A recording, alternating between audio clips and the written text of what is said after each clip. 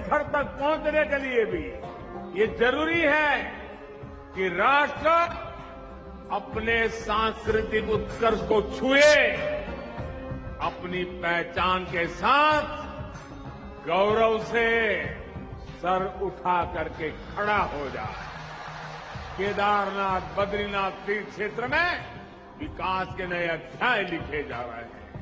हमारे चारों धाम all weather road से जुड़ने जा रहे हैं। इतना ही नहीं, हेमकुंड साहिब रोपवे से जुड़ने जा रहा है। प्रधानमंत्री श्री नरेंद्र मोदी जी के नेतृत्व में भारत के धार्मिक और आध्यात्मिक स्थलों को एक नई पहचान मिल रही है। इसी कड़ी में आजादी के बाद उत्तराखंड पहली बार विकास की अनगिनत महत्वपूर्ण परियोजनाओं का साक्षी बन रहा है। इन्हीं में शामिल है सनातन धर्म की आस्था के केंद्र केदारनाथ और बद्रीनाथ धाम में हो रहे विकास कार्य, जो न सिर्फ धार्मिक और आध्यात्मिक चेतना का नव निर्माण कर रहे हैं, बल्कि सामाजिक और आर्थिक विकास की नई इबारत लिख रहे हैं। विकास के इसी संकल्प के तहत प्रधानमंत्री श्री नरेंद्र मोदी जी द्वारा 21 अक्टूबर को उत्तराखंड की सीमांत गांव माड़ा में 3,427 करोड़ रुपए की 2 सड़कों और 2 रोपवे प्रोजेक्ट की आधारशिलाएं रखी जा रही हैं। गौरीकुंड से केदारनाथ तक रोपवे प्रोजेक्ट 9.7 किलोमीटर लंबाई वाले इस रोपवे की लागत 1,267 करोड़ की होगी और इसके बन जाने से श्रद्धालुओं की 6 से 7 घंटे में पूरी होने वाली कठिन यात्रा अब सिर्फ आधे घंटे में पूरी हो सकेगी। इसी तरह गोविंद घाट से हेमकुंड साहिब तक की दूरी 36 घंटे में तय की जाती है, लेकिन अब गोविंद घाट से हेमकुंड साहिब पर 1,163 करोड़ की लागत से बनने वाले 12.40 किलोमीटर लंबे इस रोपवे के निर्माण के बाद ये दूरी सिर्फ 45 मिनट में तय की जा सकेगी। इन रोपवेज के बन जाने से अब लाखों श्रद्धालुओं और स्थानीय निवासियों को सुगम यात्रा का लाभ मिलेगा। जोशी मठ से मलारी तक 61.64 किलोमीटर सड़क का चौड़ीकरण किया जा रहा है। 422.68 करोड़ की लागत से होने वाले इस 2 लेन चौड़ीकरण के अलावा 574 करोड़ की लागत द्वारा माड़ा से माड़ा पास तक 51 किलोमीटर नेशनल हाईवे का 2 लेन चौड़ीकरण कार्य शुरू किया जा रहा है। ये दोनों ही मार्ग सामरिक दृष्टिकोण से बेहद ही महत्वपूर्ण है और अब यहां से साल भर सेना के वाहनों का आवागमन संभव हो सकेगा। इसके साथ ही इन मार्गों के निर्माण से सीमांत क्षेत्रों के गांवों में बेहतर रोड कनेक्टिविटी के द्वारा आर्थिक गतिविधियों को नई दिशा मिलेगी। इन महत्वपूर्ण कार्यों का शिलान्यास प्रधानमंत्री जी द्वारा किया जा रहा है, जिससे उत्तराखंड के सीमांत क्षेत्रों में पलायन रुकेगा, पर्यटन और अन्य आर्थिक गतिविधियों को बढ़ावा मिलेगा, साथ ही स्थानीय लोगों के लिए रोजगार की नई संभावनाओं का सृजन हो सकेगा।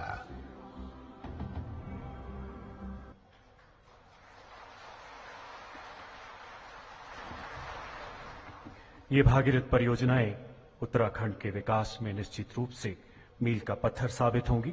देवियों सज्जनों, वो चिर प्रतीक्षित पल जिसके लिए हम सभी उत्साहित हैं, आह्लादित हैं, साथ ही देश के कोने कोने से डिजिटल माध्यमों से जुड़े लाखों देशवासी माननीय प्रधानमंत्री जी की ओजस्वी वाणी सुनने के लिए प्रतीक्षारत हैं। आपसे करबद्ध आग्रह मान्यवर, कृपया अपने संबोधन से हमारा मार्गदर्शन करें, अपने आशीर्वचनों से हमें अनुग्रहित करें। माननीय प्रधानमंत्री महोदय।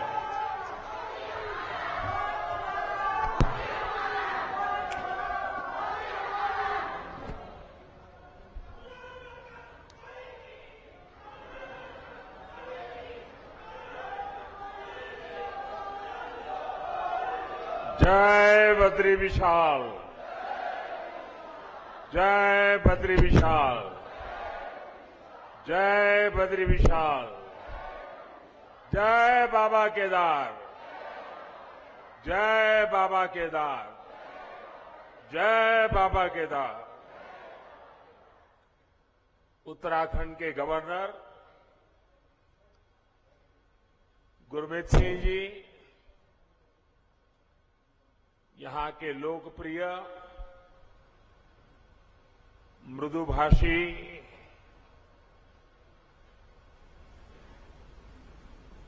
हर पल जिसके चेहरे पर स्मित रहता है, ऐसे हमारे पुष्कर सिंह धामी जी, संसद में मेरे साथी श्री तीरथ सिंह रावत जी, भाई धन सिंह रावत जी, महेंद्र भाई भट्ट जी, अन्य सभी महानुभाव और मेरे प्यारे भाई और बहनों, आज बाबा केदार और बद्री विशाल जी के दर्शन करके, उनके आशीर्वाद प्राप्त करके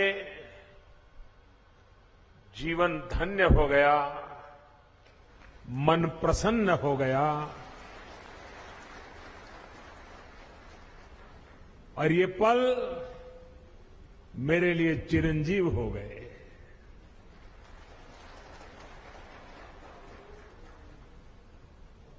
बाबा के सानिध्य में, बाबा के आदेश से, बाबा की कृपा से पिछली बार जब आया था तो कुछ शब्द मेरे मुंह से निकले थे। वो शब्द मेरे नहीं थे। कैसे आए, क्यों आए, किसने दिए, पता नहीं है, लेकिन यूं ही मुंह से निकल गया था, ये दशक उत्तराखंड का दशक होगा।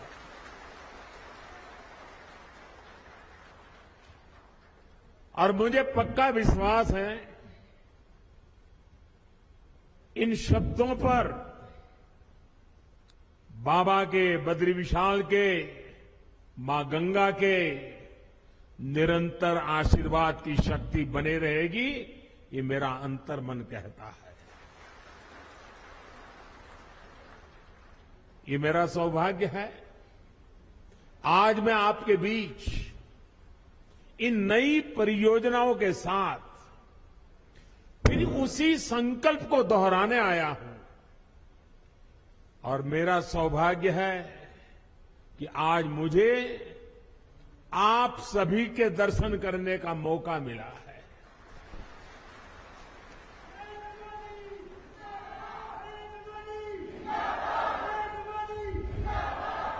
माणा गांव भारत के अंतिम गांव के रूप में जाना जाता है, लेकिन जैसे हमारे मुख्यमंत्री जी ने इच्छा प्रकट की, अब तो मेरे लिए भी सीमा पर बसा हर गांव देश का पहला गांव ही है।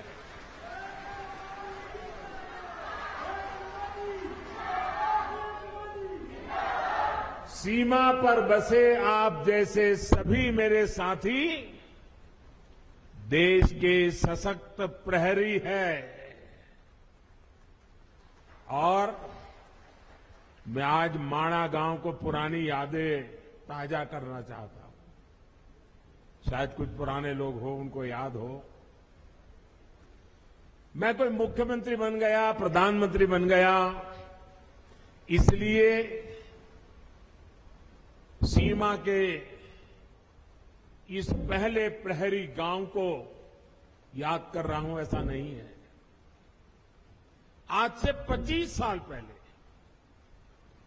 जब मैं उत्तराखंड में भारतीय जनता पार्टी के एक कार्यकर्ता के रूप में काम करता था, न कोई मुझे ज्यादा जानता था, न मेरा उस प्रकार का कोई पब्लिक लाइफ था। मैं संगठन के लोगों के बीच में ही अपना जीवन गुजारता था, काम करता था। और उस समय माणा में मैंने उत्तराखंड भाजपा की कार्य समिति की मीटिंग बुलाई थी। तो मेरे उत्तराखंड के सारे कार्यकर्ता मेरे से बहुत उस समय नाराज थे, प्रश्न पूछते थे, साहब इतना दूर कितनी मेहनत से जाना पड़ेगा, कितना समय जाएगा।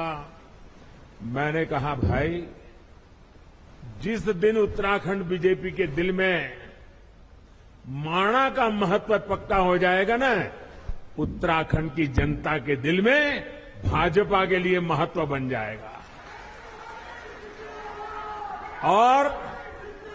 और उसी का परिणाम है माणा गांव की मिट्टी की ताकत है। ये माणा गांव के मेरे भाइयों बहनों का आदेश है, आशीर्वाद है कि आज लगातार आपके आशीर्वाद बने रहते हैं। और मैं तो उत्तराखंड में नई सरकार बनने के बाद सार्वजनिक कार्यक्रम में पहली बार बोल रहा हूं, तो मैं आज जब यहां आया हूं और माणा की धरती से मैं पूरे उत्तराखंड के भाई बहनों को, हम सबको दोबारा सेवा करने का मौका दिया है, इसलिए हृदय से आभार व्यक्त करता हूं। साथियों, 21वीं सदी के विकसित भारत के निर्माण के दो प्रमुख स्तंभ हैं। पहला, अपनी विरासत पर गर्व, और दूसरा, विकास के लिए हर संभव प्रयास। आज उत्तराखंड इन दोनों ही स्तंभों को मजबूत कर रहा है।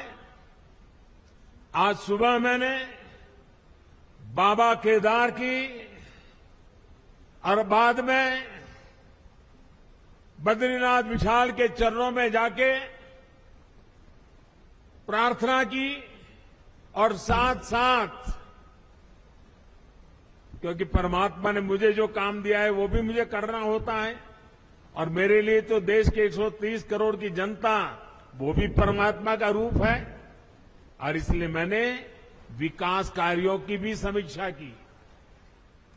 और अब आपके बीच आकर मुझे 2 रोपवे प्रोजेक्ट के शिलान्यास का सौभाग्य मिला है। इससे केदारनाथ जी और गुरुद्वारा हेमकुंड साहब के दर्शन करना और आसान हो जाएगा। गुरु ग्रंथ साहब की हम पर कृपा बनी रहे, सभी पूज्य गुरुओं पे हम पर कृपा बनी रहे कि ऐसा पवित्र कार्य करने का गुरुओं के आशीर्वाद से हमें अवसर मिला है। बाबा केदार के आशीर्वाद बने रहे। और आप कल्पना कर सकते हैं, ये रोपवे ने खंभे, तार, अंदर बैठने के लिए कार, इतना मात्र नहीं है। ये रोपवे तेज गति से आपको बाबा के पास ले जाएगा, इतना नहीं है।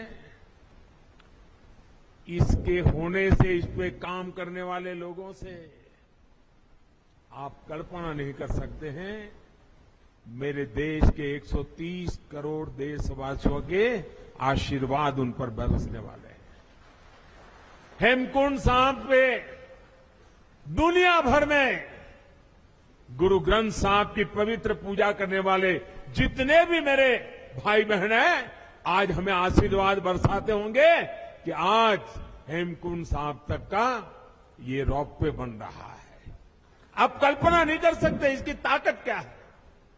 आप देखना, आज यूके हो, जर्मनी हो, कनाडा हो, वहां पर उत्सव मनाया जाएगा, क्योंकि अब हेमकुंड साहब तक जाने का रोपवे बन जाएगा। और समय तो बचेगा, भक्ति में मन और ज्यादा लगेगा। विकास के इन सभी प्रोजेक्ट्स के लिए उत्तराखंड को और देश विदेश के हर आस्थावान श्रद्धालु को मैं आज बहुत बहुत बधाई देता हूं। और गुरुओं की कृपा बनी रहे, बाबा केदार की कृपा बनी रहे, बद्री विशाल की कृपा बनी रहे, यही, और हमारे सभी श्रमिक साथियों को भी शक्ति मिले ताकि वे भी पूरी ताकत से समय सीमा में इस काम को पूरा करें। और हम प्रार्थना करें, हर बार प्रार्थना करें, क्योंकि ये बहुत कठिन इलाका है। यहां काम करना कठिन होता है, हवाएं तेज चलती है और इतनी ऊंचाई पे जाके काम करना होता है। परमात्मा से प्रार्थना करें कि इस पूरे काम के दरमियान कोई एक्सीडेंट न हो जाए, किसी हमारे साथी का नुकसान न हो जाए, ये हम प्रार्थना करते रहे। और जिस भी गांव के पास वो काम करते हैं, वो भगवान का काम कर रहे हैं, आप उनको संभालना, उनको मजदूर मत समझना, उनको मजदूर मत समझना, ये मत समझना कि उनको पैसे मिल रहे हैं, काम कर रहे हैं। जी नहीं, वो परमात्मा की सेवा कर रहे हैं, वो आपके गांव के मेहमान हैं, कठिन काम करने वाले हैं। उनको जितना संभालोगे काम उतना तेजी से होगा। करोगे ना? इनको संभालोगे ना?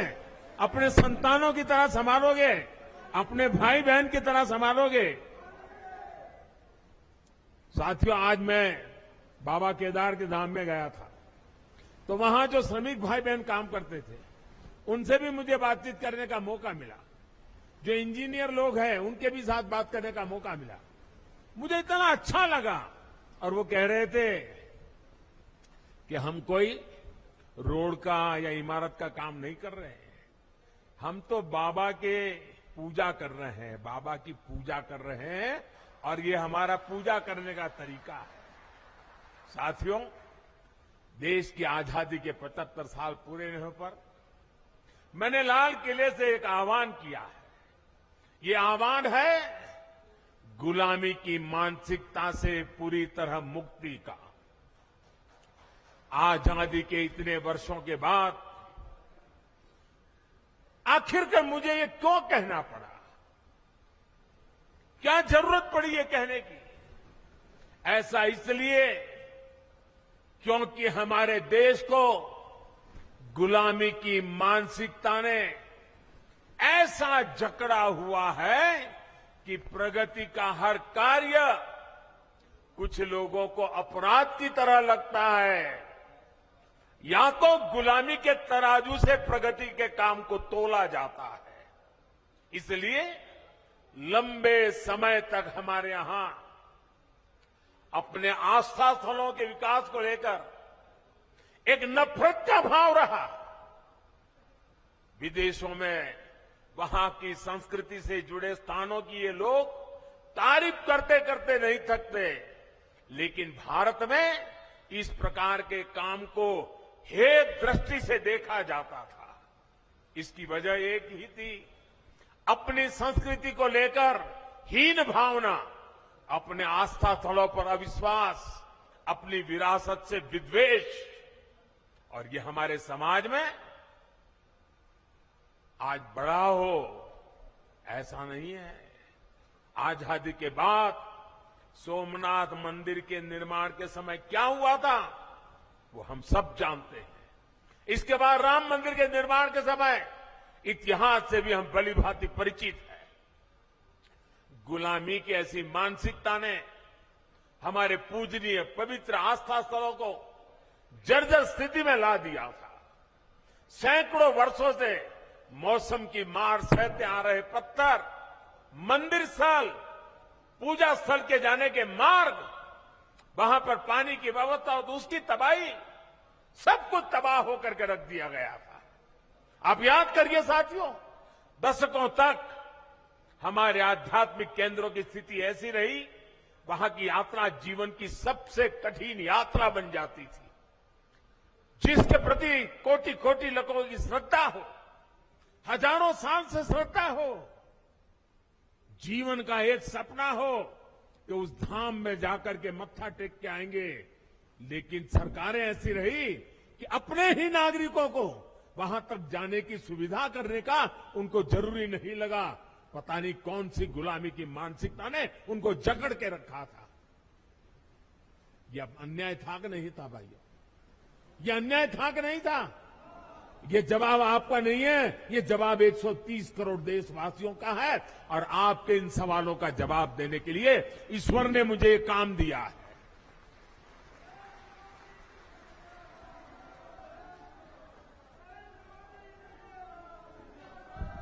भाइयों बहनों, इस उपेक्षा में लाखों करोड़ों जन भावनाओं के अपमान का भाव छिपा था। इसके पीछे पिछली सरकारों का निहित स्वार्थ था। लेकिन भाइयों और बहनों, ये लोग हजारों वर्ष पुरानी हमारी संस्कृति की शक्ति को समझ नहीं पाए। वो ये भूल गए कि आस्था के केंद्र सिर्फ एक ढांचा नहीं, बल्कि हमारे लिए ये प्राण शक्ति है, प्राण वायु की तरह है। वो हमारे लिए ऐसे शक्तिपुंज है जो कठिन से कठिन परिस्थितियों में भी हमें जीवंत बनाए रखते हैं। उनकी गौर उपेक्षा के बावजूद ना तो हमारे आध्यात्मिक केंद्रों का महत्व कम हुआ, ना ही उन्हें लेकर हमारे समर्पण भाव में कोई कमी आई। और आज देखिए, काशी, उज्जैन, अयोध्या, अनगिनत ऐसे श्रद्धा के केंद्र अपने गौरव को पुनः प्राप्त कर रहे हैं। केदारनाथ, बद्रीनाथ, हेमकुंड साहब, वे भी श्रद्धा को संभालते हुए आधुनिकता से उसकी सुविधाओं से जोड़ा जा रहा है। अयोध्या में इतना भव्य राम मंदिर बन रहा है। गुजरात के पावागढ़ में मां कालिका के मंदिर से लेकर देवी विंध्याचल के कॉरिडोर तक भारत अपने सांस्कृतिक उत्थान का आह्वान कर रहा है। आस्था के इन केंद्रों तक पहुंचना अब हर श्रद्धालु के लिए सुगम और सरल हो रहा है। और जो व्यवस्थाएं विकसित हो रही है वो हमारे बड़े बुजुर्गों के लिए तो सुविधा है, लेकिन मुझे विश्वास है मेरे देश की नई पीढ़ी 12, 15, 18, 20, 22 साल के नौजवान बेटे बेटियां, उनके लिए भी ये श्रद्धा का आकर्षण का केंद्र बनेंगे। वो हमारी नीति होनी चाहिए।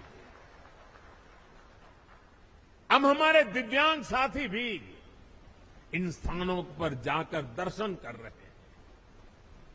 मुझे याद है, मैंने जब गिरनार में रोपवे बनाया, 80-80 साल के माता पिता ऐसे बुजुर्ग लोग वहां आने के बाद मुझे चिट्ठी लिखते थे कि कभी सोचा नहीं था कि गिरनार पर्वत पे जाकर के तीर्थ क्षेत्रों की हम पूजा दर्शन कर पाएंगे। आज वो इतने आशीर्वाद दे रहे। एक रोपवे बनाया। साथियों, इस ताकत को कई लोग पहचान ही नहीं पाते। आज पूरा देश अपने आध्यात्मिक केंद्रों को लेकर गर्व के भाव से भर गया है।